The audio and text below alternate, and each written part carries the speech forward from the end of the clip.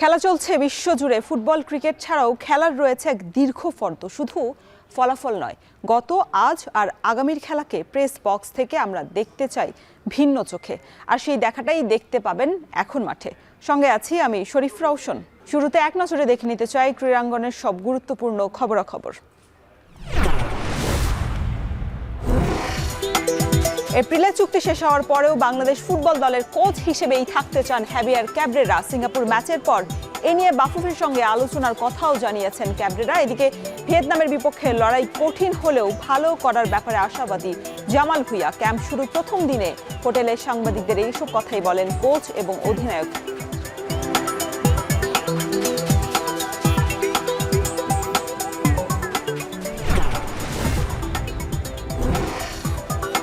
সাফ অনূর্ধ্ব-20 ফুটবলারদের অনুশীলন নিয়ে গোপনীয়তায় প্রশ্নবিদ্ধ বাফুফে। ক্লোজ ডোর অনুশীলনের কথা বললেও আবার সেই ফুটেজ অনায়াসেই মিলছে বাফুফের ডিজিটাল মিডিয়ায়। এদিকে বয়সভিত্তিক দলের ফুটবলারদের অনুশীলন সাংবাদিকদের ক্যামেরা লেন্সে ফ্রেমবন্দি করতে দেওয়ার সুযোগ বঞ্চিত করতে পূর্ব ঘোষণা ছাড়াই স্টেডিয়ামের গেট বন্ধ করে রাখা হয় বাফুফের নির্দেশনায়।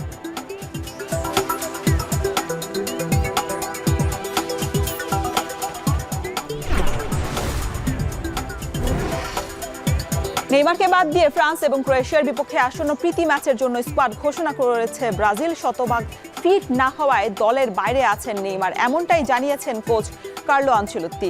তবে বিশ্বকাপ দলে জায়গা পাওয়ার সম্ভাবনা এখনই শেষ হয়ে যায়নি বলেও জানিয়েছেন এই কোচ।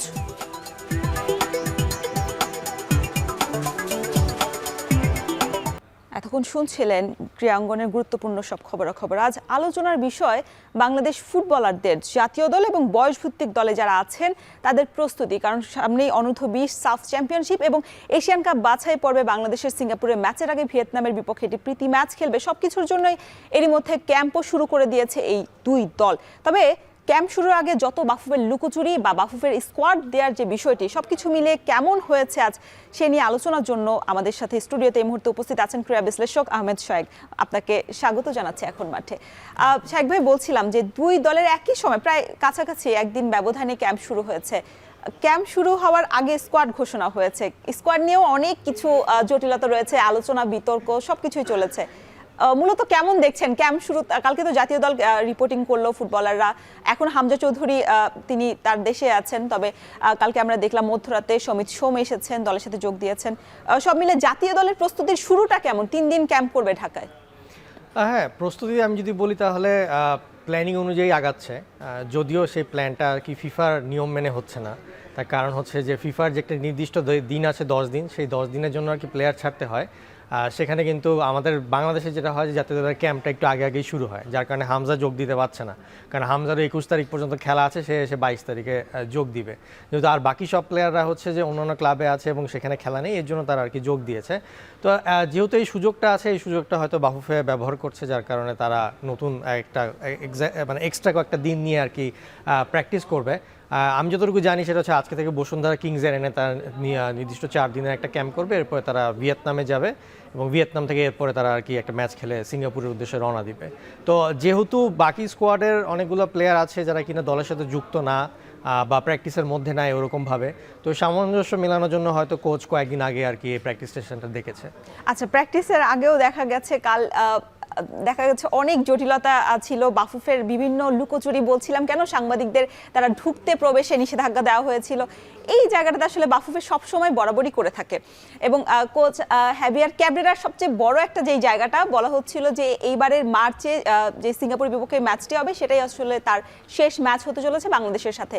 তবে প্রেস কনফারেন্সে তিনি কিন্তু একটা আভাস দিয়ে গেছেন যে এর পরবর্তীতে তিনি ম্যাচে থাকতেও পারেন। সেই জায়গাটাতে আসলে কতটুকু মানে নিশ্চিত করা সম্ভব? বা বাফুফে তো বলেছিল যে ইউরোপীয় কতগুলো সিভিও পড়েছে যারা কোচ আছেন, তাহলে আসলে কোনটা সত্যি বা এখনো কি আসলে তার ইয়াটা নবায়ন করার প্রক্রিয়াতে আছে কিনা বাফুফে? প্রথমত বলতে গেলে যেহেতু প্রফেশনাল কন্ট্রাক্টে আছে, সেটা আমি ঠিক জানি না। 31শে মার্চ কালকে দেখছিলাম বলছিল যে 30শে এপ্রিল পর্যন্ত তার কন্ট্রাক্ট আছে। তো সেই হিসেবে বিএফএফ হয়তো চেষ্টা করবে যে কন্ট্রাক্টটা শেষ হওয়া পর্যন্ত আর কি ওয়েট করার জন্য। তো সেই হিসাবে এখন সে সিঙ্গাপুরে ম্যাচটা আসলে সে কমপ্লিট করার পরে এরপরে হাতে তার আসলে কোনো ম্যাচ থাকবে না, কারণ এপ্রিলের মধ্যে আর কোনো উইন্ডো নেই। কিন্তু একটা হেড কোচ নেয়ার জন্য যে প্রসেসটা ফলো করা উচিত, একটা ক্লিয়ার একটা ট্রান্সপারেন্ট প্রসেস যেটা ফলো করা উচিত, সেইখানে বিএফএফ এর এখন পর্যন্ত কোনো পদক্ষেপ আমরা আসলে দেখতে পাইনি। আপনি যদি অন্যান্য দেশ দেখেন, ইভেন আপনি যদি ভারতের কথাও চিন্তা করেন, তারা যখন কোচ নিয়োগ দেওয়ার চিন্তা করে তারা একটা হচ্ছে অ্যাডভার্টাইজমেন্ট দেয়, সেখানে আর কি সবাই দেশ বিদেশের বিভিন্ন কোচরা আর কি সেখানে অ্যাপ্লিকেশন করতে পারে, এরপরে সেই হিসেবে সিলেকশন হয়।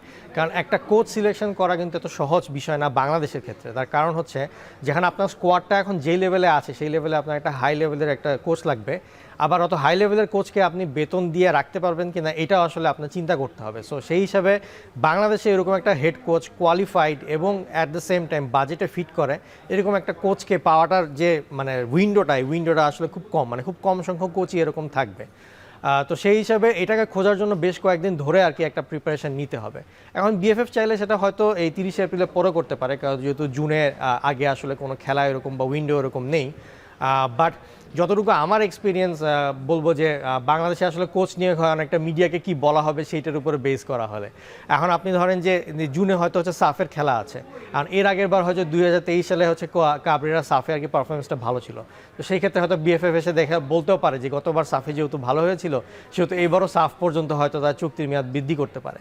তো এইটা এক ধরনের একটা হাইপোথিসিস যেটা আর কি আমি চিন্তা করছি যে হয়তো বিশ্লেষণ অনুযায়ী যে এটা একটা কারণ হতে পারে, যার কারণে এখন বিএফএফকে এখন পর্যন্ত কোনো প্রকার ইনিশিয়েটিভ নিতে দেখা যাচ্ছে না আর কি কাবরেরার ব্যাপারে। বাট আমার মতে এখন আমাদের স্কোয়াডের যে ডেপথ, যে এরকম কোয়ালিটি, এটাকে টপ লেভেলে নিতে গেলে আমাদের অবশ্যই একটা নতুন কোচ লাগবে যে কিনা তার এক্সপিরিয়েন্স এবং মোটিভেশন দিয়ে টিমটাকে অন্য জায়গায় নিয়ে যাবে। মানে বাফুফে কেন তাদের জায়গাটা আসলে ক্লিয়ার করতে পারছে না, সেই জায়গাতে আসলে মানে বাফুফেরও আসলে থাকে না যে নজরদারি বা আসলে খামখেয়ালিপনা, সেই জায়গাটা থেকে আসলে মানে কম রয়েছে কিনা, যেটা আসলে বাফুফের প্রয়োজন। কারণ আমরা দেখে থাকি বাফুফে বিভিন্ন মাধ্যমে বা মিডিয়ার মাধ্যমে মাঝে মধ্যে ইন্টারভিউর যদি সুযোগ থাকে তখন তারা আসলে সেই জায়গাটাতে প্রকাশ করেছে যে হ্যাঁ তারা কাজ করছে, তবে ওয়েবসাইট বা অন্য কোনো মাধ্যমেও বা আমরা তাদের গ্রুপে যেগুলো মিডিয়া আসলে ইনভলভ আছে সেখানেও কখনো দেখিনি আমরা আনুষ্ঠানিকভাবে কোনো কিছু জানাতে। সেই জায়গায় বাফুফের আসলে অন্যান্য দেশের তুলনায় তাদের এই জায়গাটাতে আরেকটু বেশি নজরদারি বা আরেকটু বেশি পেশাদারিত্ব জায়গা সুযোগ আছে কিনা? হ্যাঁ জি, অবশ্যই পেশাদারিত্ব সুযোগ তো আছেই, কারণ এর আগে যখনই কোনো কোচকে আর কি নিয়োগ দেওয়া হয়েছে সবই আড়ালে আড়ালে হয়েছে, সবাই নিজে থেকে সিভি দিয়েছে, এরকম ভাবে হয়ে গেছে। গোপনীয়তা এই জিনিসটাই আসলে আমাদের এখন বাংলাদেশে এখন যে ফুটবল যেই পর্যায়ে গেছে, আমাদের ফুটবলের ইন্টারেস্ট যেই পর্যায়ে গেছে, এখন আসলে গোপনীয়তা রাখার জায়গাটা আসলে খুব নেই। আগেকার দিনে যখন হয়তো ইন্টারনেট ছিল না, কমিউনিকেশনে এত মানে ওয়ে ছিল না, তখন আপনি অনেক কিছু গোপন রাখতে পারতেন, কিন্তু এখন কিন্তু দেখা যায় যে খবর আসার আগেই বাইরে কিন্তু খবর ছড়িয়ে পড়ে। তো সেই ক্ষেত্রে আমাদের এখানে আসলে গোপনীয়তার কিছু নাই। এখানে আসলে যেহেতু আপনি মেধার ভিত্তিতে বা একটা ভালো একটা কোচ যার এক্সপিরিয়েন্সের ভিত্তিতে তাকে যে নিয়োগ দিবেন, এইটা একটা ট্রান্সপারেন্ট প্রসেস হতে পারে এবং সেই প্রসেসের থ্রুতে আপনি নিতে পারেন। এখন হ্যাঁ, এখানে একটা জিনিস আছে যে যেহেতু মানে কাবরেরা কোচ যদি 30 এপ্রিল পর্যন্ত হয় তার কন্ট্রাক্ট ফাইনালি, তাহলে তার আগে একটা প্রসেস শুরু করা এটা আসলে আবার অনেকটা দেখতে অনেকটা দৃষ্টিকটু লাগে যে একটা কোচ শেষ হওয়ার আগে তাকে বিদায় দেওয়ার জন্যই আগে প্রসেসটা শুরু করছে। তো আমাদের আসলে এখানে 1 মে পর্যন্ত ওয়েট করতে হবে। 1 মেতেও এরপরও যদি আমরা দেখি যে বিএফএফ কোনো প্রকার ইনিশিয়েটিভ নিচ্ছে না, তাহলে সেই ক্ষেত্রে আমরা বলতে পারবো যে এখানে আসলে তারা অন্যভাবে আর কি চিন্তা করছে, যেটা কিনা আমাদের মানে জনগণ বা আমাদের বিশ্লেষক এপ্রিল পর্যন্ত আর কি শেষ হয়ে যাবে। হ্যাঁ, যদি তার মানে আমরা জানতাম কন্ট্রাক্ট হচ্ছে 31 মার্চ পর্যন্ত, কালকে কাবরেরা হচ্ছে প্রেস কনফারেন্সে বলছিল 30 এপ্রিল পর্যন্ত, তো ধরে নিলাম যে এটা 30 এপ্রিল পর্যন্ত কন্ট্রাক্ট, তাহলে আমাদেরকে আসলে প্রফেশনালি যদি দেখি 30 এপ্রিল পর্যন্ত আমাদেরকে ওয়েট করতেই হবে। কারণ এরপরে হয়তো সার্কুলার ছাড়তে পারে 1 মেতে, বিএফএফ ছাড়তে পারে যে হ্যাঁ একটা নতুন হেড কোচ আমরা অ্যাপয়েন্ট করতে আছি, যারা যারা সিভি হয়তো 1 সপ্তাহের মধ্যে জমা দাও। তো ওই প্রসেসটার জন্য প্রফেশনালি যদি আপনি বলেন তাহলে আমাদেরকে আসলে মে মাসের 1 তারিখ পর্যন্ত আর কি ওয়েট করতেই হবে। শাইখ ভাই, কাবরেরা এতদিন পর্যন্ত 2022 সালের একদম শুরু থেকে কিন্তু জাতীয় দলের দায়িত্ব নিয়েছে, এরপর থেকে তিনি অনেক ম্যাচ খেলেছেন, অনেক ম্যাচে বেশিরভাগই আসলে তিনি সফল হননি, সেক্ষেত্রে মাত্র 27% কিন্তু তার যে ম্যাচ ফলাফল জয়ের ব্যাপারে সেই বিষয়টা আছে। আমরা একটু দেখতে চাই বাংলাদেশ অন্তত 2025 সালের কি রেকর্ড হয়েছে কাবরেরার অধীনে, বাংলাদেশ কি রেজাল্ট করেছে। আমরা দেখেছি এশিয়ান কাপ বাছাই পর্ব একদম শুরুতে ভারতের শিলংয়ের বিপক্ষে একটা ম্যাচ খেলেছে এশিয়ান কাপ বাছাই পর্ব, সেখানে 0-0 ড্র করেছে, প্রীতি ম্যাচ ছিল ভুটান, এরপরে 2-0 জয় নিয়েছে আমরা, হামজা সোহেল সেখানে তারা গোল করেছেন। এরপর দেখছি এশিয়ান কাপ বাছাই পর্ব আবারও সিঙ্গাপুরের বিপক্ষে 2-1 ব্যবধানে আমাদের হার, সেখানে আমরা রাকিব একটি গোল করেছেন। প্রীতি ম্যাচ ছিল নেপালের বিপক্ষে, নেপালে গিয়ে আমরা খেলেছিলাম, দুটি ম্যাচ ছিল, একটি তারা হয়েছিল পোস্টপোন্ড হয়েছিল, আরেকটি আপনাদের 0-0 ড্র করেছিলাম। এশিয়ান কাপ বাছাই পর্ব একদম ব্যাক টু ব্যাক হংকং, যেটা আমাদের দেশের মাটিতে প্রথম, তারপর হংকংয়ের মাটিতে খেলেছিলাম, একটাতে আমরা 3-4 হেরেছিলাম, একটাতে 1-1 গোলে ড্র করেছিলাম। রাকিব সেখানে একটি গোল করেছিলেন এবং একটা দুর্দান্ত গোল হয়েছিল। এরপর আমরা দেখতে পাচ্ছি 2025 সালে আরও 2টি ম্যাচ হয়েছে, প্রীতি ম্যাচ, সেখানে নেপাল খেলেছিল, 2-2 গোলে আমরা ড্র করেছিলাম। হামজাই 2টি গোল করেছেন একা। এশিয়ান কাপ বাছাই পর্বে একদম শেষ ম্যাচে ভারতের বিপক্ষে, যেটা ঐতিহাসিক জয় বলা হচ্ছিল, দীর্ঘদিন পর, দীর্ঘ বছর পর 1-0 ব্যবধানে আমরা জিতেছি এবং শেখ মোরসালিন গোলটা করেছেন। এটা শুধু 2025 সালের রেকর্ড, যেটা মাত্র শেষ হয়েছে। এর আগে আমরা দেখেছি 2022 সাল থেকে, যেটা বলছিলাম যে মাত্র 27% তার জয়ের রেকর্ড আছে ক্যাবরেরার। সেই ক্ষেত্রে এই ক্যাবরেরাকে যদি মানে এই যে 2 মাস করে এক্সটেন্ড করা হচ্ছে, এটা তো তাহলে দেখা যাচ্ছে যে এশিয়ান কাপ বাছাই পর্ব চলে গেল, এশিয়ান কাপের সুযোগটা চলে গেল, এরপর সাফ আসবে, বড় বড় টুর্নামেন্টগুলো তো চলে যাচ্ছে। তাহলে বাফুফের ওই জায়গাটাতে আরো একটু বেশি সচেতনতা বা যেটা বললাম যে সিরিয়াসনেস, সেটা আসলে এখনই সময় কিনা কোচ নিয়োগের ব্যাপারে? অবশ্যই, যেটা আমরা ইউরোপিয়ান ফুটবলে দেখি যে একটা ম্যাচ হারলেই তৎক্ষণাৎ ম্যাচ তার কোচকে তারা করে দেয়, ছাঁটাই করে দেন। আসলে আপনি যদি ইন জেনারেল যে স্ট্যাটিস্টিক্সগুলো দেখাচ্ছিলেন, প্লাস আপনি যে বলছিলেন যে 27%, সেটা হচ্ছে যে 37টা ম্যাচে সে মাত্র 10টা আর কি জিতেছে। আর আপনি যদি 10টা ম্যাচও চিন্তা করেন, আপনি যদি অপোনেন্ট চিন্তা করেন যে কার এগেনস্টে আসলে কাবরেরা জিতেছে, এই 10টা ম্যাচের মধ্যে 3টা ম্যাচ হচ্ছে আপনার ভুটানের এগেনস্টে, 3টা ম্যাচ হচ্ছে মালদ্বীপের এগেনস্টে, ইন্ডিয়ার সাথে একটা ম্যাচ, আপনার সিশেলসের সাথে একটা ম্যাচ জিতেছে, আর কম্বোডিয়ার সাথে 2টা ম্যাচ। সিশেলসের র্যাঙ্কিং হচ্ছে 203, আর কম্বোডিয়া হচ্ছে সবসময় বাংলাদেশের এক ধাপ আগে অথবা এক ধাপ পরে থাকে। তো এছাড়া আপনি যদি দেখেন যে মালদ্বীপ আর ভুটান, এইগুলা কিন্তু সবসময় আমরা মোটামুটি জিতে থাকি। হ্যাঁ, ইন্ডিয়ার ক্ষেত্রে আপনি বলতে পারেন একটা ঐতিহাসিক জয়, বাট আপনাকে এই জিনিসটা খেয়াল রাখতে হবে যে ইন্ডিয়া যখন এসেছিল আমাদের এখানে নভেম্বরে, তখন কিন্তু ইন্ডিয়ারই মেইন যে 7টা প্লেয়ার তারা কিন্তু ক্লাব থেকে ছাড়পত্র পায়নি, যার কারণে কিন্তু সেই রকমভাবে ফুল স্কোয়াড কিন্তু সেভাবে ইন্ডিয়া আসেনি। তো সেইভাবে যদি আমরা দেখি তার যে জয়ের যে ধারাগুলা, সেই জয়ের ধারাগুলো যে খুব যে আমরা প্রোগ্রেস করছে অ্যাজ এ টিম, মানে 2022 সাল থেকে যে 2026 সালে, মানে 4 বছরে ন্যাশনাল টিম যে প্রোগ্রেস করেছে, এইটার কিন্তু আমরা কোনো ওইরকমভাবে কোনো কিছু দেখতে পাচ্ছি না। আপনি হয়তো একটাই রেফারেন্স টানতে পারেন কাবরেরার ক্ষেত্রে, সেটা হচ্ছে যে আপনার সাফে সে তার দলকে সেমিফাইনালে তুলেছিল, সেটাও সেমিফাইনালে তুলেছিল কারণ জাস্ট ভুটান আর মালদ্বীপকে হারায় সে সেমিফাইনালে চলে গিয়েছিল, পরে কিন্তু কুয়েতের কাছে হেরে গিয়েছে। তো সেই হিসাবে কাবরেরার যদি আপনি স্ট্যাটিস্টিক্যাল জিনিসটা আনতে চান, তাহলে সেক্ষেত্রে আমি তাকে কোনোভাবে একটা সফল কোচ হিসাবে দাবি করব না। এখন এখানে যেটা হতে পারে যে হ্যাঁ, এখন বাজেট হয়তো একটা ইস্যু হয়ে থাকতে পারে, যে যার কারণে তারা কখনো এই সময় নিতে পারেনি, প্লাস কমিটিও এই সময়ের মধ্যে দিয়ে কমিটি একটা চেঞ্জ হয়েছে, সো এই জন্য তাকে রাখা হবে কি হবে না, এটা একটা দোটানার ব্যাপার ছিল। বাট এখন দিস ইজ দি এক্স্যাক্ট মানে fine time to have a new coach for Bangladesh, এবং যেই কোচ কিনা এই টিমটাকে আর কি সলভ করে সামনে আগায় নিতে পারে না। তো আপনি দেখতে পাচ্ছেন যে আমরা নেপালের মতন টিমকে, হামজা সমিত থাকার পর নেপালের মতন টিমের সাথে আমরা 2-2 গোলে ড্র করছি, ম্যাচ জিততে পারছি। হ্যাঁ, গোল শূন্য ড্র করেছি, প্লাস এবার ওইদিকে নিজেদের মাটিতে 2 গোল খেয়ে আবার ড্র করেছি। তো এইরকম লেভেলের প্লেয়ারদেরকে নিয়েও যদি আমরা ম্যাচ জিততে না পারি, তাহলে সেই ক্ষেত্রে পুরো ব্যাপারটাই কিন্তু হেড কোচের ট্যাকটিক্যাল অ্যানালাইসিস এবং তার understanding of the squad, management of the dressing room, এইসব জিনিসগুলো চলে আসে। এবং প্লেয়ার সিলেকশনের ক্ষেত্রে আমরা সবসময় দেখেছি, সেটা প্রিলিমিনারি সিলেকশন হোক, সেটা বেস্ট 11 হোক, ইভেন ম্যাচের মধ্যে যে সাবস্টিটিউট করবে সেখানেও 5 মিনিট নষ্ট করে। আমি চাই এ নিয়ে আরো বিস্তারিত আলোচনা করব, আমাদের হাতে আরো একটু সময় আছে, তবে একটা ব্রেক নিতে হচ্ছে। দর্শক, নিতে হচ্ছে একটা বিরতি, ফিরছি একটু পরেই।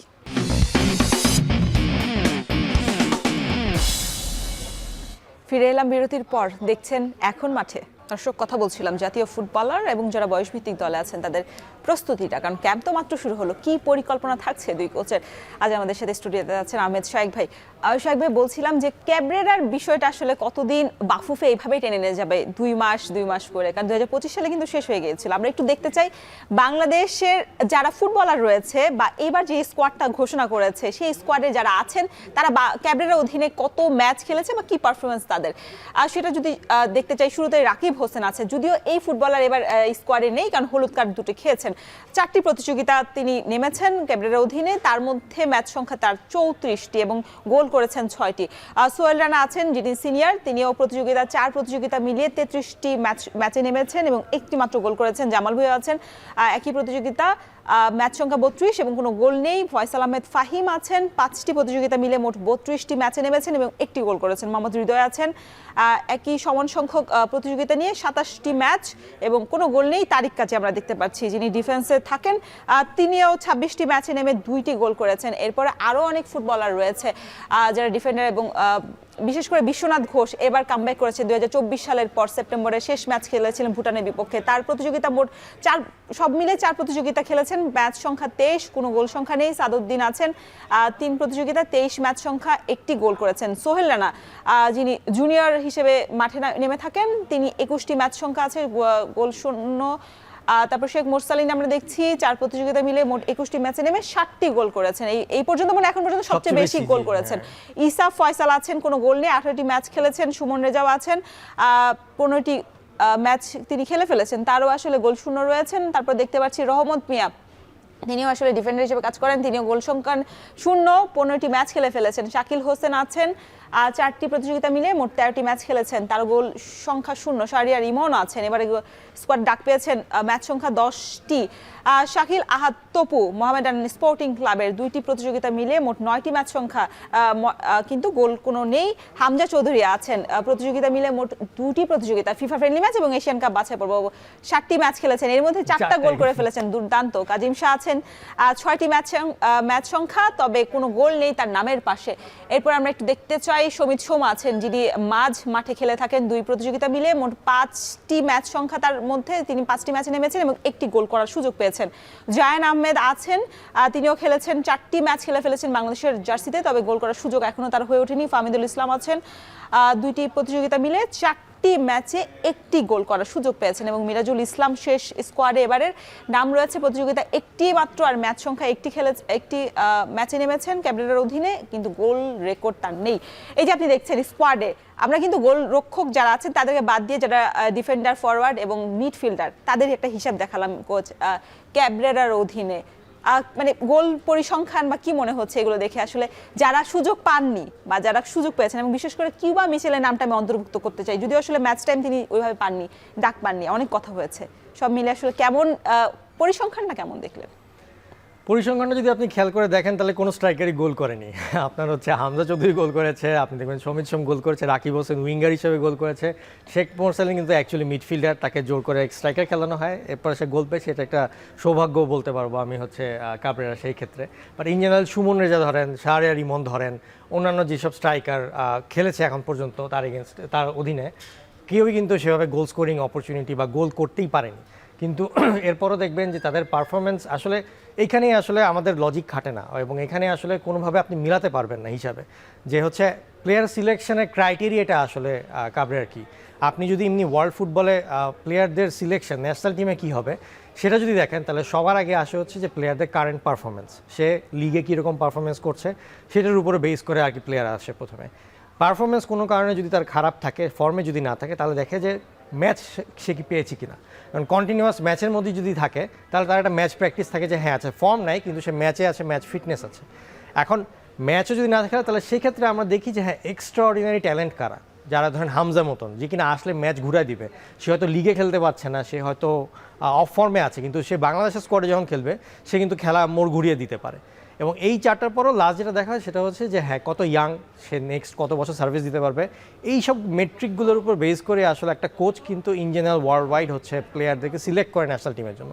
কিন্তু আপনি যদি এই মেট্রিকগুলোয় আপনি নিয়ে যদি বাংলাদেশ স্কোয়াডে চিন্তা করেন, আপনি কিন্তু কোনো হিসাব মিলাতে পারবেন না। এবং যার কারণে কিন্তু জেনারেল মিডিয়া বলেন, জেনারেল দর্শক বলেন, সোশ্যাল মিডিয়া বলেন, সবখানে কিন্তু বিতর্কের একটা মানে তৈরি হচ্ছে যে এই প্লেয়ার কেন আছে, ওই প্লেয়ার কেন নাই। এটার কারণ হচ্ছে কোনো কিছু একটা লজিক এখানে কিন্তু আসছে না। আপনি যদি দেখেন মানে প্লেয়িং যে পারফরমেন্সের কথা যদি ধরে, অনেক প্লেয়ার আছে যারা কিন্তু খেলতে পারেনি, পারফর্মও করতে পারেনি, কিন্তু তারাও কিন্তু স্কোয়াডে চান্স পেয়ে আছে। এরকম না যে তারা কিন্তু এক্সট্রাঅর্ডিনারি ট্যালেন্ট, যার কারণে মানে তাকে যে রিপ্লেস করা যাবে না সেরকম কিছু না।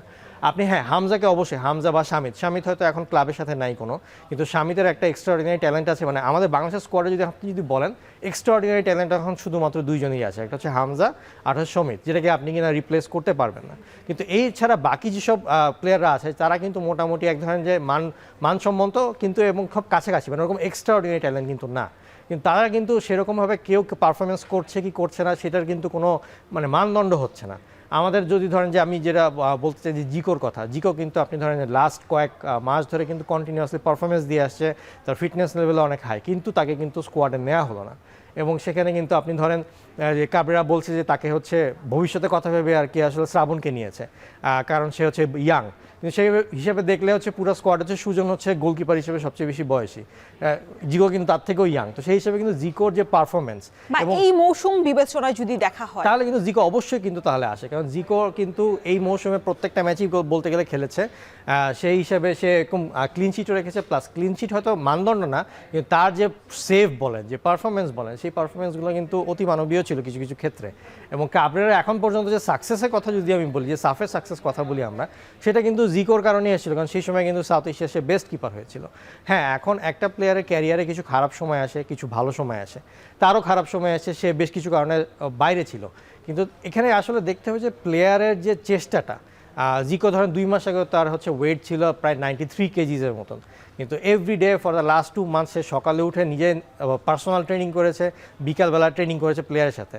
এটা হয়তো শুনতে অনেক সহজ মনে হতে পারে, কিন্তু একটা প্লেয়ার যখন 2 মাস ধরে একই রকমের ফ্রিকোয়েন্সিতে প্র্যাকটিস করে তার ওয়েট 93 থেকে 76 কেজি করে নিয়ে আসে, এবং সেটা যখন তার পারফরমেন্সেও প্রতিফলন আসে, এরপরও যখন আপনি তাকে স্কোয়াডে রাখবেন না, তখন তো এটা মোটিভেশনই থাকে না প্লেয়ার। এটার পেছনে অন্য কোনো কারণ আছে কিনা, ঘটনা আছে কিনা, এটা নিয়ে নিশ্চয়ই শুনবো আহমেদ শাইখ ভাই। তবে নিতে হচ্ছে ছোট্ট আরেকটা বিরতি, ফিরছি একটু পরে।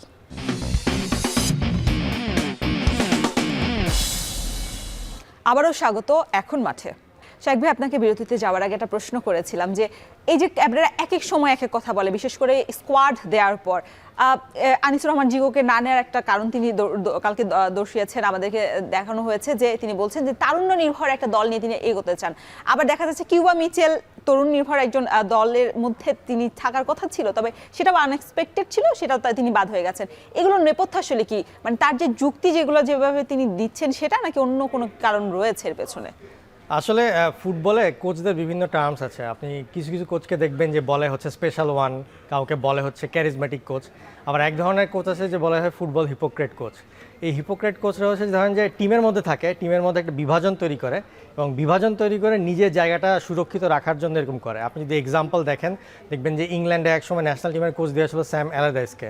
সে এরকম একটা বিভক্তি সৃষ্টি করেছিল, 2 ম্যাচের পরে আর কি তাকে আর কি স্যাক করা হয়েছিল।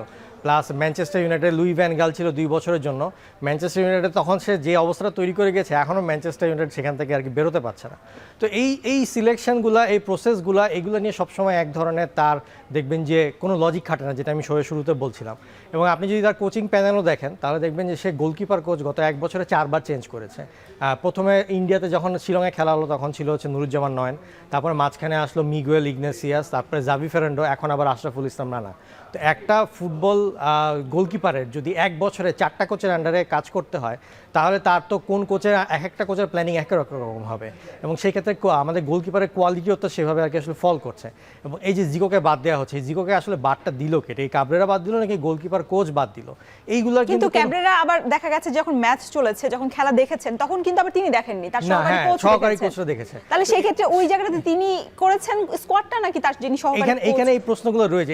এই যে ধরেন যে আমরা অনেকগুলো প্রশ্নের উত্তর পাই না, এগুলো হচ্ছে যে আমাদের মধ্যে একটা কনফিউশন, মানে দেশের সকল মানুষ বা সকল মানুষের মধ্যে একটা মানে লজিক্যালি কোনো এক্সপ্লেনেশন না পাওয়ার কারণে একটা বিভক্তি সৃষ্টি হয়, যার মাধ্যমে সে কিন্তু তার জায়গাটা সুরক্ষিত থাকে, কিন্তু দেশের ফুটবল এখানে কিন্তু ক্ষতিগ্রস্ত হচ্ছে। ভাই, তরুণ নির্ভর দল হওয়ার যে মানসিকতা কোচের, তারপরে তাহলে কিউবা মিচেল কেন আসলেন না দলে? সেটা এখানে আমার যেটা মনে হয় যে তরুণ নির্ভর হলে আপনি এমন প্লেয়ারকে সুযোগ দিবেন যারা কিনা নেক্সট 10 থেকে 15 বছর সার্ভিস দিতে পারবে।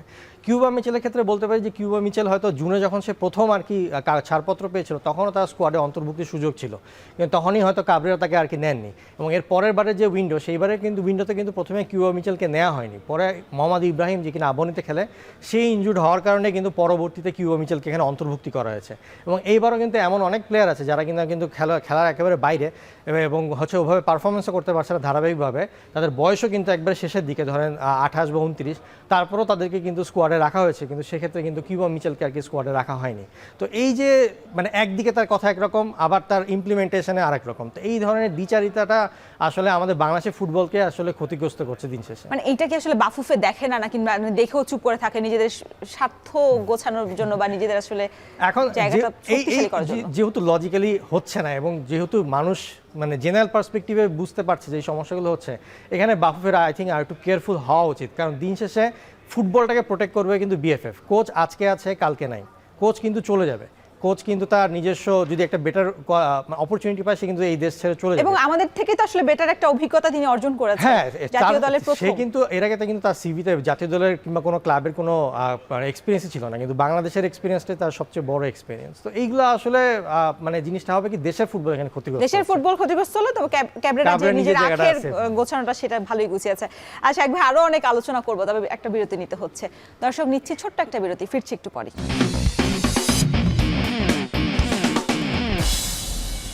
আরো একবার স্বাগত এখন মাঠে।